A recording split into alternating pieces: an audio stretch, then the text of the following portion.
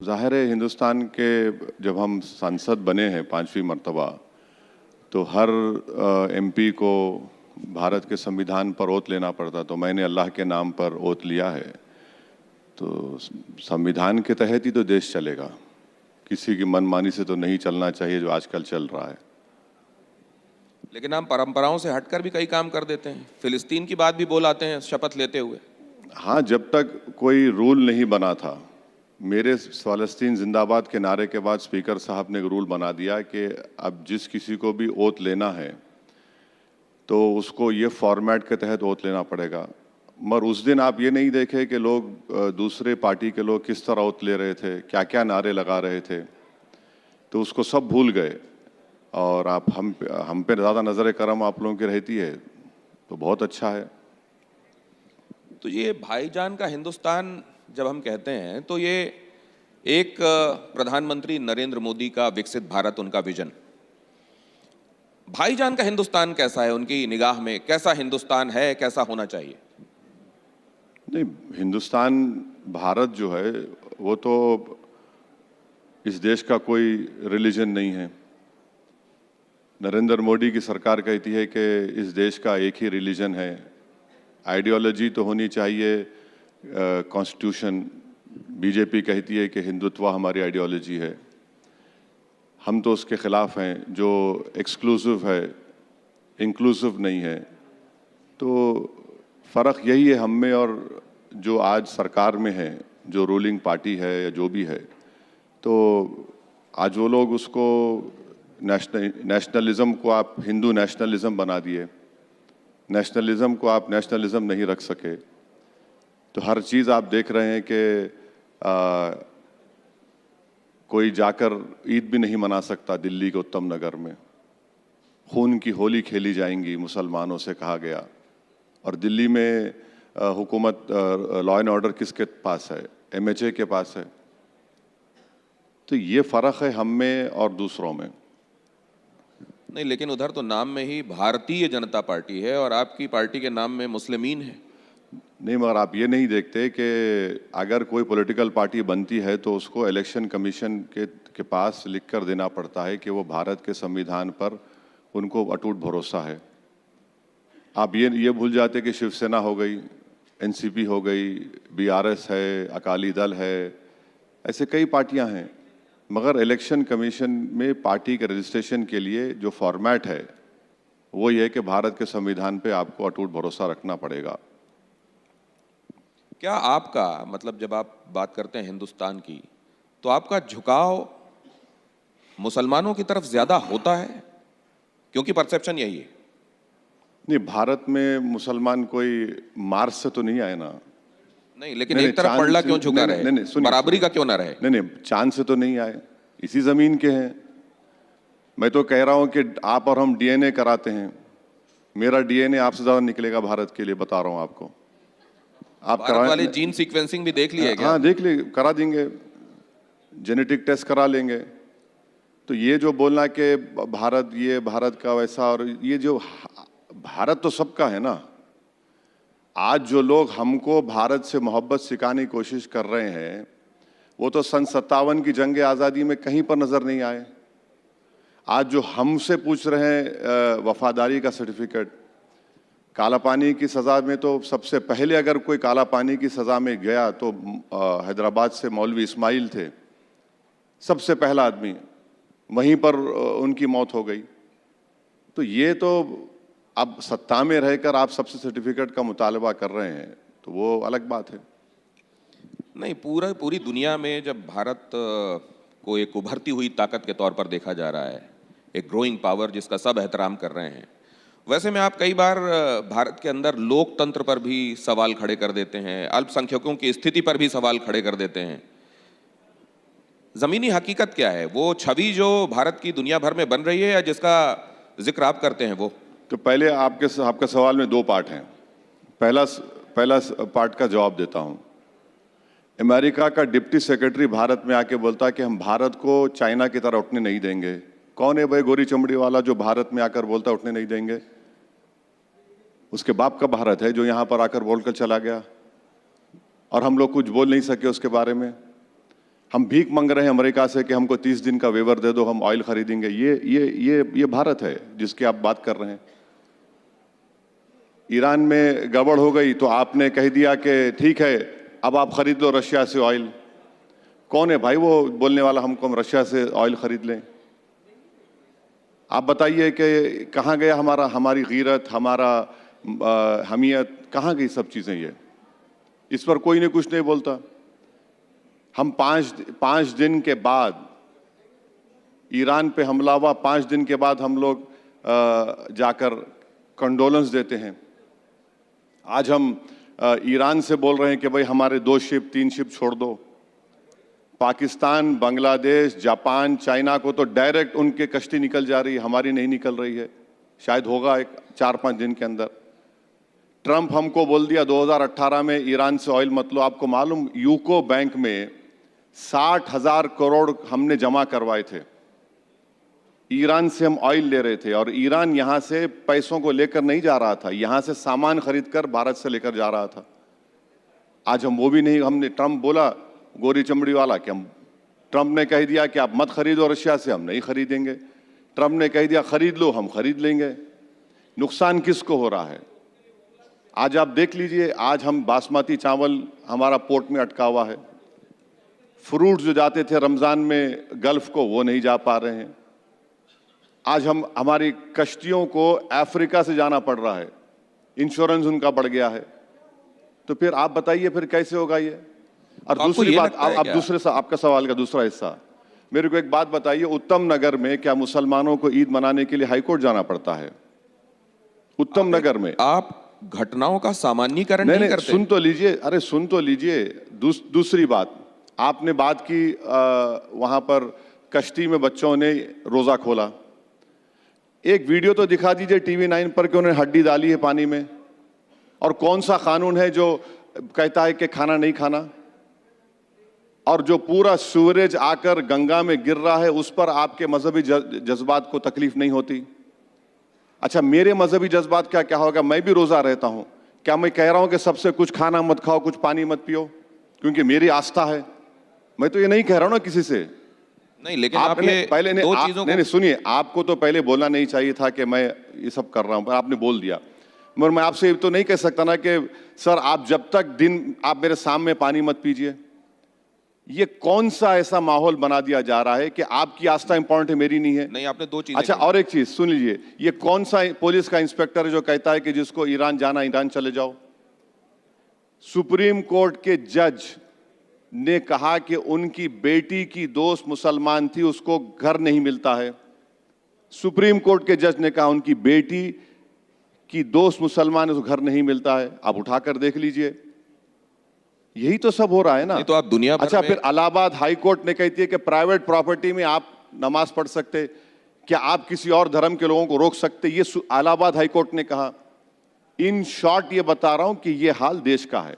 मैं ये कह रहा हूं आपसे कि आप घटनाओं का सामान्यीकरण क्यों करते हैं? कुछ एक घटनाओं को आप ये क्यों कहते हैं कि ये तो पूरे कुएं में भांग घुली हुई है?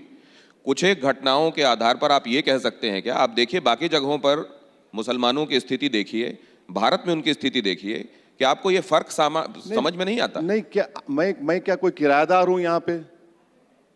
वहां क्या हो रहा है, यहां क्या हो रहा है, मुझे क्या करना है? मैं देश का हूं ना, देश मेरा है, मैं देश की बात करूंगा। आप मुझे क्यों ले जाकर मिलाते दूसरी जगहों से? मेरे अब्बा दादा तो वहां से नहीं आए। लॉ एंड ऑर्डर वाली सिचुएशंस में भी वो जो हिंदुओं से जुड़े हुए मसले होते हैं उनमें आप उतने मुखर नहीं होते हैं।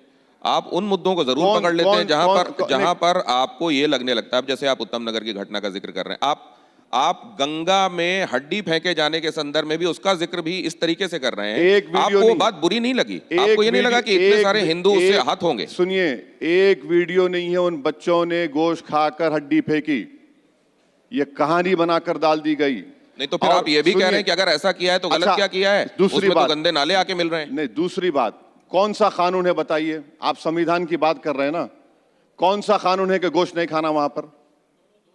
कौन सा कानून है बताइए आप? भावनाओं को आहत करने वाला अरे कानून है? नहीं, देश धार्मिक भावनाओं नहीं, को आहत करने वाला नहीं, कानून है? बिल्कुल नहीं, देश भावनाओं से नहीं चलता। आप अपने आप को कॉन्ट्रडिक्ट कर अरे ये दिए। तो कानून है। अरे आप धार्मिक भावनाएं किसी की आहत नहीं कर सकते। अरे गंगा मेरे- जी, गंगा मेरे- माँ मेरे हिंदुस्तान दोस्त, के लिए, भारत देखिए, के लिए, हिंदुओं के लिए, सनातनियों के लिए क्या है, ये आपको बताने की जरूरत है असद भाई? बताने की जरूरत नहीं है, मगर देश कैसे चलेगा?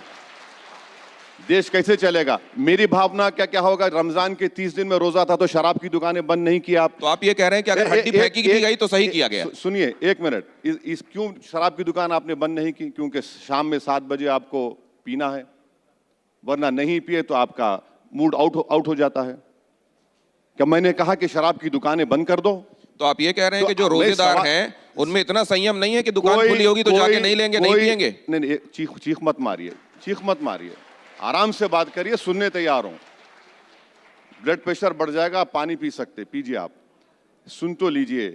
वो बच्चों ने कौन सा कानून का उल्लंघन किया और आपने एफआईआर में उनको बाद में लिख दिया लाइफ जैकेट पहने हुए हैं, कश्ती आपकी है, लाइफ जैकेट मुझे दे रहे हैं। आपने कहा कि उन्होंने उस कश्ती का वो कर लिया, बगैर जबरन लेकर चले गए। संभल का एक मामूली इंस्पेक्टर बोलता है, इलाहाबाद के हाईकोर्ट के जज ये कहते हैं। आप देश को संविधान से चलाइए। नहीं, अब मैं दूसरी बात आपसे जानना चाहता हूं। आप दो बातें इसमें कह रहे हैं। एक तो कह रहे हैं कोई वीडियो नहीं है, उन्होंने ऐसा नहीं किया। नहीं क्या? दूसरे आप ये कह रहे हैं कि अगर ऐसा हो भी गया तो क्या ऐसा हो गया कि उसमें इतना हाय तौबा होनी चाहिए, आप ये कह रहे हैं? मेरी एक बात सुनिए, आप सनातनियों की बात कर रहे हैं, पूरा सीवरेज गिरता है गंगा के अंदर, बड़ी बड़ी क्रूज चलती हैं, उसका गंदगी गंगा में गिरती है, उसकी आपको फिक्र नहीं है। कोविड के जमाने में लाशें तीर रही थी, जब इंसानियत कहां गई? आप ये इन दोनों घटनाओं की आप तुलना कर रहे हैं। आप असद भाई एक चीज आपके सामने मैं रख रहा हूं। मेरी माँ मान लीजिए कहीं बैठी हुई हैं और मैं अपने पैरों को वहां से मान लीजिए निकाल रहा हूं, उनको मेरा पैर लग गया, मैंने उनके पैर छू लिए वापस। एक होता है मैं उनसे ये कहूं कि मेरे पैर तो तुमको आते जाते लगते रहते हैं, तो कोई बात नहीं है, फिर पैर लग गया।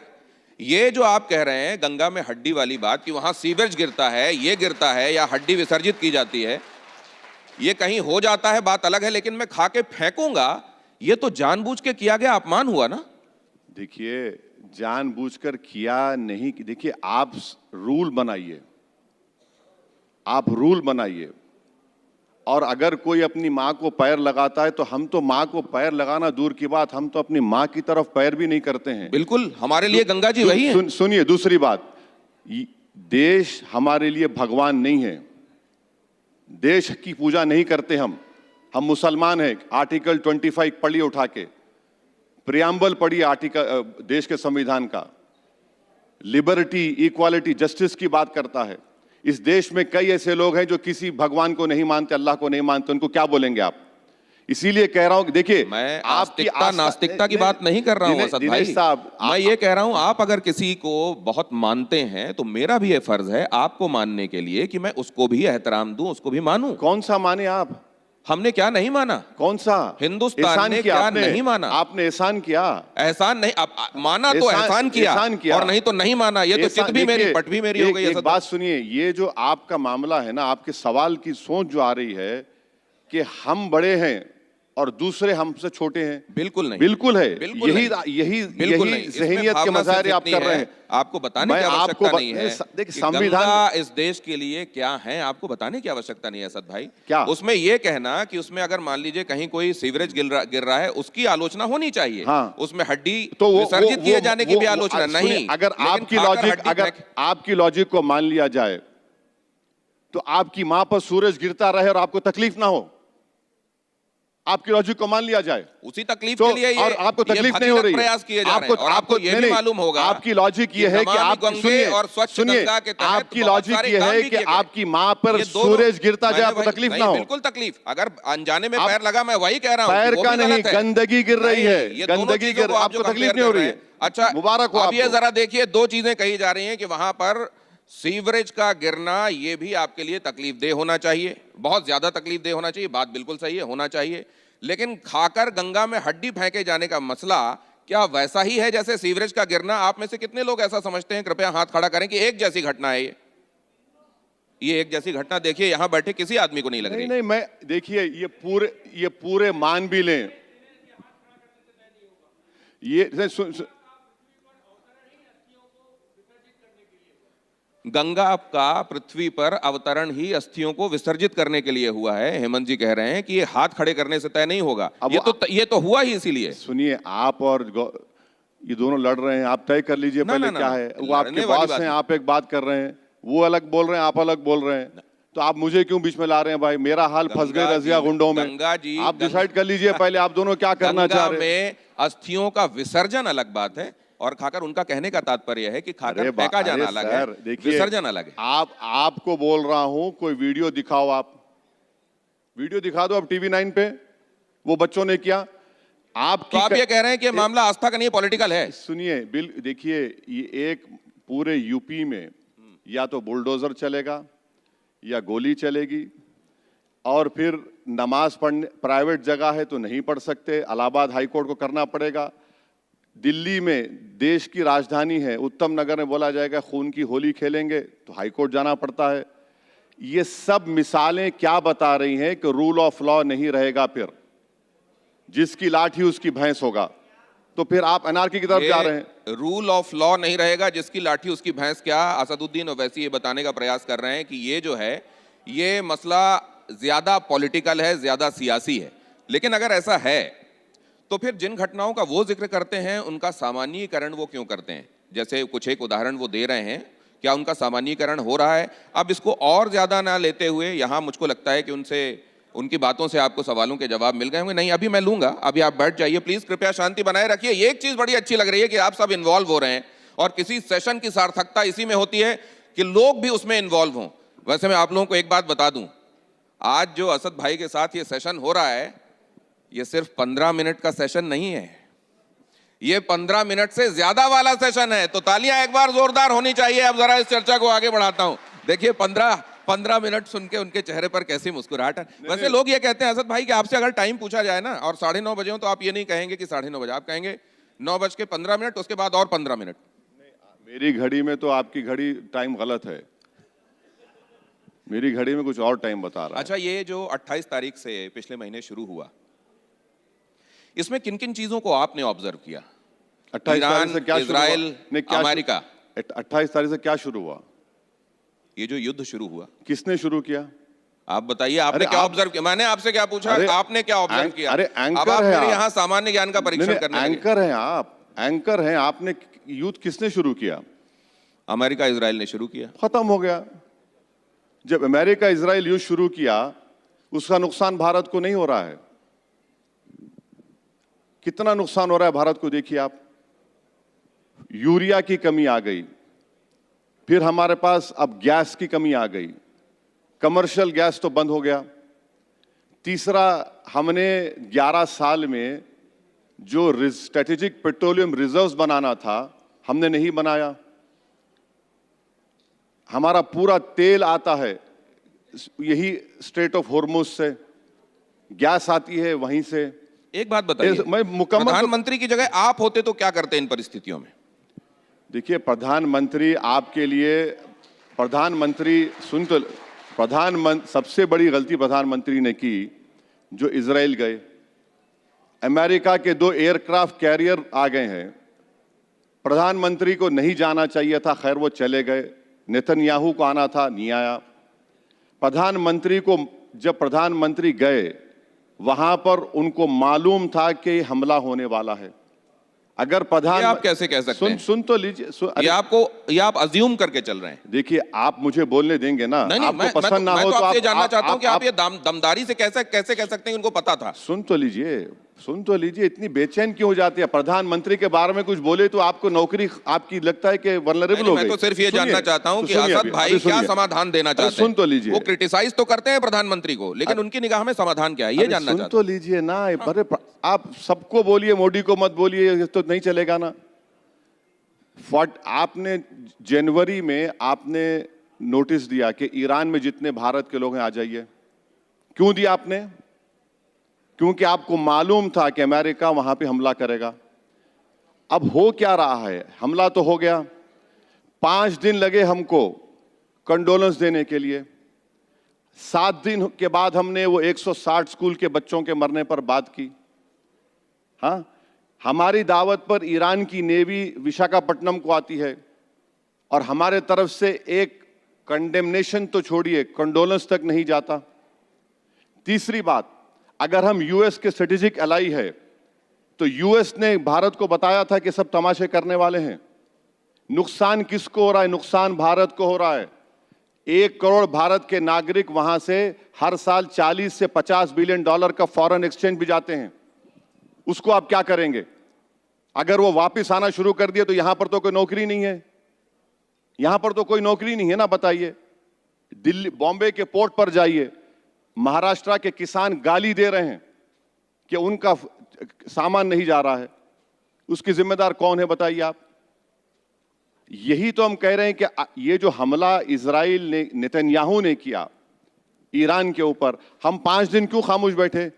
हम 5 दिन इसलिए खामोश बैठे कि हम उम्मीद कर रहे थे कि 5 दिन में इनका सफाया हो जाएगा। नहीं हुआ उनका सफाया। वो लोग मरने को तैयार हैं, वो कर रहे हैं काम। अब स्ट्रेट ऑफ होर्मुज में सुनिए, स्ट्रेट ऑफ होर्मुज से चाइना और जापान के कश्तियां बराबर आ रही हैं। हमारी इंस्टॉलमेंट पे 2-2, 3-3 आ रही हैं। 3 कश्तियां आई तो आपने टीवी पर ओ जिंदाबाद के नारे लगाए। वो 3 कश्तियों में गैस तो सिर्फ 1.5 दिन की थी। 11 साल में नरेंद्र मोदी की सरकार ने गैस का कोई स्ट्रेटेजिक रिजर्व बनाया नहीं। असद सर, पेट्रोल का सुनिए, पेट्रोल का क्रूड ऑयल का कितना है? क्रूड ऑयल का आईईए बोलता है 90 डेज। प्रधानमंत्री का कल का स्टेटमेंट देख लीजिए, 5 दिन का है सिर्फ हमारे पास रिजर्व। तो ये जंग से नुकसान तो भारत को ज्यादा हो रहा है, हमारी इकोनॉमी मुतासिर हो रही है। अगर $1 बढ़ता है, कितना करंट अकाउंट डेफिसिट बढ़ेगा बताइए? अब आज क्रूड ऑयल की कीमत क्या है? तो मैंने आपसे ये जानना चाहा था भाई, देश के प्रधानमंत्री इन सब बातों को गौर कर लेते और वो इजराइल को नहीं जाते। अच्छा, अब तक देश के प्रधानमंत्री अब मैं आपसे कुछ नहीं आपकी मुझे सुन ये इजराइल ने ऑन रिकॉर्ड कहा। सर आप बात कीजिएगा, पूरी बात कीजिएगा। देखिए, आप मुझे बुलाए हैं मेरे सुनने के लिए, आपकी बात तो सुनने नहीं आया हूं। आपकी बातों में ही कुछ जोड़ना चाह रहा हूं। मत जोड़िए मेरी इजराइल बात, ने ये बात ऑन रिकॉर्ड कही है कि प्रधानमंत्री जब आए उस वक्त तक ये डिसाइड नहीं था कि ये युद्ध होने वाला है। एक बात बताऊं आपको झूठा साबित कर दूंगा मैं। TV9 के वो तमाम वीडियोस निकाल दूंगा मैं और सोशल मीडिया पे डाल दूंगा कि आप लोग चला रहे थे, युद्ध होने वाला है। आपको मालूम तो मोदी को नहीं मालूम। क्या बात कर रहे हैं आप? ये बात ठीक है, चला रहे हैं। एक ये बात ठीक है कि संभावनाएं जिस तरह की तलखी बढ़ रही थी, ये संभावनाएं लग रही ठीक है, लेकिन युद्ध हो हमारी बात है, ठीक नहीं है। आधिकारिक रूप से युद्ध हो रहा है। अगर ये होता तो हम लोग ये कह रहे होते कि आधिकारिक युद्ध हो रहा है, तय मानिए। अरे भाई साहब, TV9 पर बैठकर आप लोग चला रहे थे, हु जा रहा है, जेट जा रहा है, ये होगा, आग निकल रही है। आपको मालूम और मोदी को नहीं मालूम। हम तो समझ रहे थे कि मोदी ने आपको ही बताया कि जंग होने वाली है।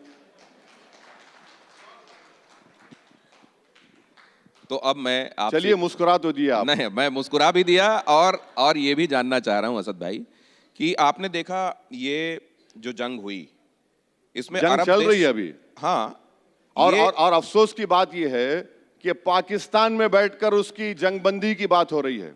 अब उस पे नहीं बोलेंगे आप। मुनीर से बात कर रहे हैं, विश्व गुरु हम हैं ना, बताइए अब आप इस पे क्या बोलेंगे आप? ब्रिक्स के होस्ट हम हैं। तो आप कह रहे हैं कि पाकिस्तान विश्वगुरु है? ब्रिक्स के होस्ट हम हैं, ब्रिक्स के होस्ट। ब्रिक्स का समिट यहां पर होने वाला है। हम पर भी एक जिम्मेदारी थी। ये बेहतरीन रोल था कि नरेंद्र मोदी की सरकार प्रोएक्टिव रोल अपनाती इस जंग को रोकने के लिए। अब हम कहां हो गए? हम तो इजराइल के खाने में बट के रह गए। अब एक सवाल मेरा आपसे ये कि बहुत सारे लोग ये भी कहते हैं कि इस्लाम जिसका उदय अरब से, इस्लाम का जहां से उसका उदय हुआ, हाँ, अरब की वो धरती, हाँ, अरब के देश इस समय इजराइल की तरफ या अमेरिका की तरफ खड़े हुए दिखाई दे रहे हैं और यहां असदुद्दीन ओवैसी फिलिस्तीन के संदर्भ में आवाजें बुलंद करते हैं। इसको आप कैसे देखते हैं? देखिए, इस्लाम किसी की जागीर नहीं है। इस्लाम किसी अरब ममालिक की जागीर नहीं है। इस्लाम एक दीन है, वे ऑफ लाइफ है, फितरत है, दीन फितरत है। और सच्चाई ये है कि फ़लस्तीन के लिए मुसलमान इसलिए तड़पता है क्योंकि वो मुसलमानों के लिए तीसरी सबसे अहम इबादतगाह है, मस्जिद अक्सा, बैतुल मुक़द्दस। और हमारा मानना ये है कि हम लोग जब दुनिया में दोबारा उठाए जाएंगे मरने के बाद, हमारा जो हिसाब किताब होगा, हम जब प्रॉफिट मोहम्मद सल्लल्लाहु अलैहि वसल्लम ठहरेंगे वही जगह रहेगी। वो जगह इसलिए भी हमारे लिए मुक़द्दस है क्योंकि वहाँ पर हमारे प्रॉफिट ने वहाँ से सफ़र किया आसमानों को, और अल्लाह सुब्हानहू व तआला से वहाँ पर गए, मुलाकात की। इसलिए है। अब वो नहीं कर रहे हैं, ये नहीं कर रहे हैं। अच्छा एक बात सुनिए, अज़रबैजान को हमने गाली दी थी ऑपरेशन सिंदूर में, राइटफुली गाली दी थी। अब हम अज़रबैजान से कह रहे हैं भाई साहब थोड़ा ले लीजिए और ला लीजिए हमारे पास। ये आपकी नीति है, बताइए इस पे क्या बोलेंगे आप?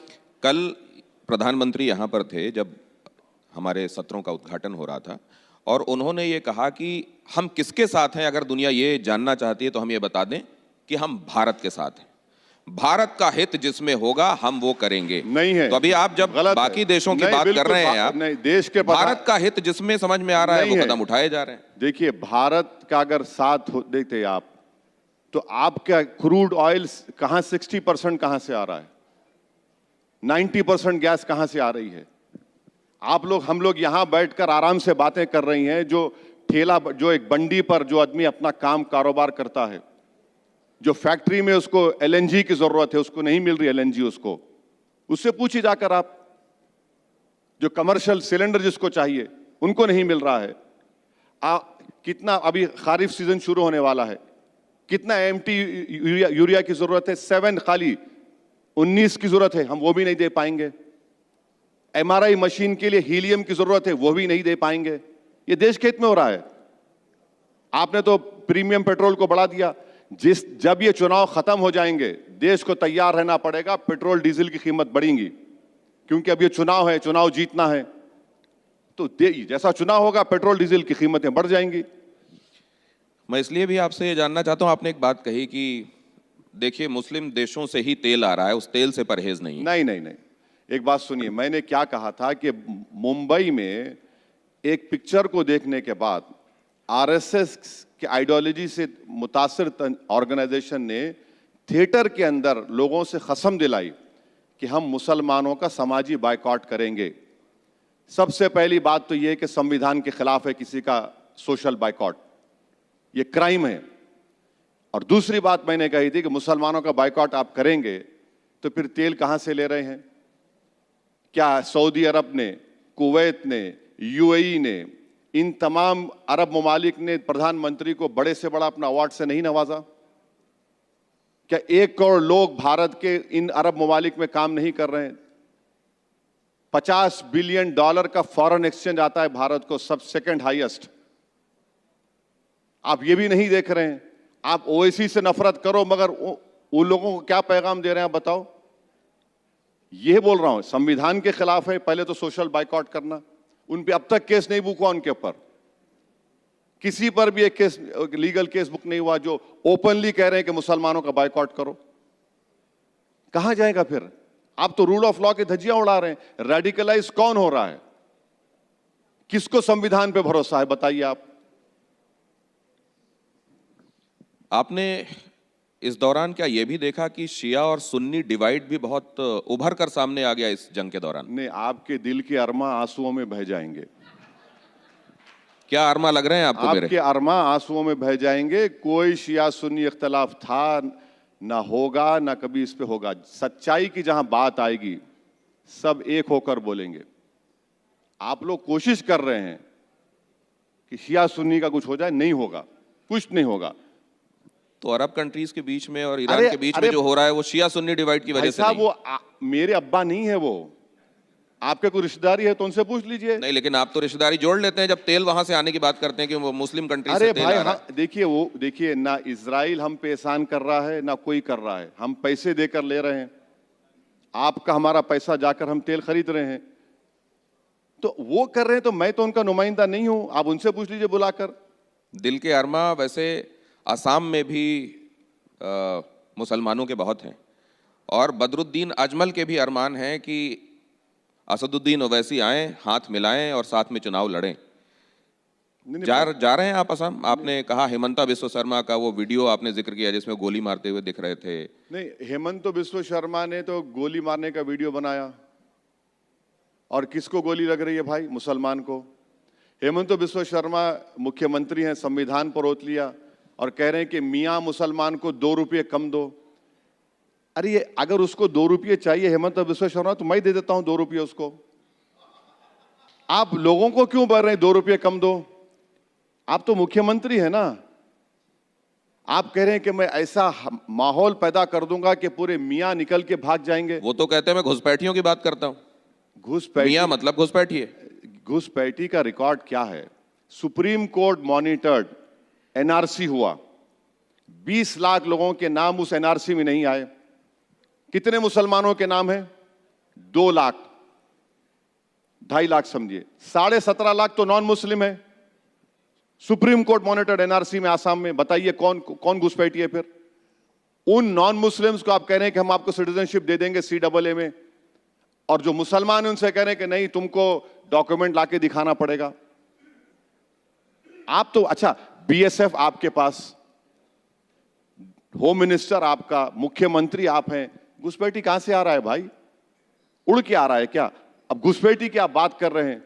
मिजोरम का CM कहता है असेंबली में खड़े होकर कि 2000 फॉरेनर्स मिजोरम आकर म्यांमार में चले गए। ये वैन डाइक किसकी औलाद है? अमेरिका का एजेंट है। ड्रोन ला रहा है भारत में, ड्रोन से हमला करने की ट्रेनिंग दी जा रही है। असद भाई, बहुत सारी बातें आपसे करना चाहता हूं, लेकिन मेरे को बताया जा रहा है कि वक्त अब मेरे पास कम है, तो 2-3 चीजें जल्दी जल्दी आपसे जानना चाहता हूं। पूछिए, मैं तो बैठ हुमायूं कबीर के साथ आपका, हुमायूं कबीर के साथ वो कह रहे हैं मैं यहाँ बंगाल का ओवैसी हूं। अब क्या हर राज्य में अलग अलग तरीके के ओवैसी होंगे क्या? अरे बहुत अच्छा है, बुरी बात क्या है? ओवैसी होना बुरी बात है क्या? ऑनर की बात है, ये तो खुश होना चाहिए आपको। आपको मुझसे, और वो कह रहे हैं मेरे बगैर सरकार बनेगी नहीं, मैं जिसको समर्थन दूंगा वो सरकार। तो अगर भारतीय जनता पार्टी सरकार बनाने वाली स्थिति में आई और समर्थन चाहा तो? नहीं नहीं नहीं, वो इस तरह की बात नहीं कर रहे हैं। बीजेपी को हराने की बात भी कर रहे हैं। बीजेपी को हराएंगे, वहां पर बीजेपी को हराएंगे, TMC को भी हराएंगे, अपने जो कैंडिडेट्स उनको कामयाब करेंगे, उस करेंगे। देखिए, ममता बनर्जी का जो मामला है, जो आप लोग नहीं बता रहे हैं, 5 लाख OBC सर्टिफिकेट कैंसिल हो गए मई 24 में, उसमें ज्यादातर मुसलमानों के हैं। और फिर आप देख लीजिए, जो कैजुअल लेबर हैं, सेल्फ एम्प्लॉयमेंट है, सैलरीड सेक्शन में सबसे कम मुसलमान है। वर्ल्ड हेल्थ ऑर्गेनाइजेशन का जो लिमिट है, पानी के नीचे, जमीन के जो पानी जो है मालदा मुर्शिदाबाद में, सबसे ज्यादा आर्सेनिक वहां पर है। मैं देखा हूं वहां के महिलाओं के उंगलियां, आप देखें, निशान देखें, बीड़ियां बना बना कर वो लोग परेशान है। तो कुछ हुआ नहीं, ये लोग सिर्फ ठेकेदारी करते हैं। आपके ये मुद्दे बड़े कंसर्न वाले हैं, और आप ऐसा करें कि कुछ ऐसे गठबंधन बनाएं, कुछ ऐसे गठजोड़ बनाएं कि आप आखिरकार सत्ता तक पहुंचे और लोगों के लिए काम कर पाएं। ये फिजिबल क्यों दिखाई नहीं? अभी यहाँ पर अखिलेश यादव आए हुए थे हमारे सत्ता मंच में, उनसे हमने पूछा कि अब आने वाले चुनावों में तो ओवैसी साहब आपके साथ होंगे, अगर वो आपके दरवाजे पर मान लीजिए गठबंधन की बात लेकर आते हैं, तो आपका क्या इसमें रिएक्शन होगा? उन्होंने कहा PDA के लिए जो काम कर रहे हैं लोग, वो सब साथ में होंगे।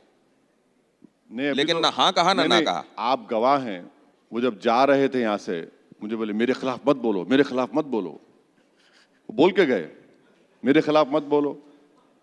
अब ये देखिए, PDA की बात तो करते हैं, मगर PDA में मुसलमान नहीं है। PDA की बात बहुत करते हैं, कुछ है ही नहीं वहां पर मुसलमानों के लिए। वो तो अलग अपनी राजनीति कर रहे हैं। अल्पसंख्यक, वो तो मतलब अल्पसंख्यक बताते हैं। कहा नहीं, वो तो और वो दूसरा हो जाता है, वो ये दूसरा हो जाता है। तो ये सब बातें हैं उनकी, जमीन पर कुछ है ही नहीं है उनके पास। ना तो कोई प्रोग्राम है, ना कोई आगे बढ़ने का प्रोग्राम है। इल्जाम लगाएंगे हम पे इल्जाम, हम जाएंगे यूपी में, हम अलायंस करेंगे कई अच्छा, पार्टियों के दूसरे साथ। तरीके से पूछता हूं, अगर मान लीजिए अखिलेश आपको ये न्योता देते हैं कि आओ हाथ मिलाएं और साथ में लड़ें, तो आप गले मिलेंगे?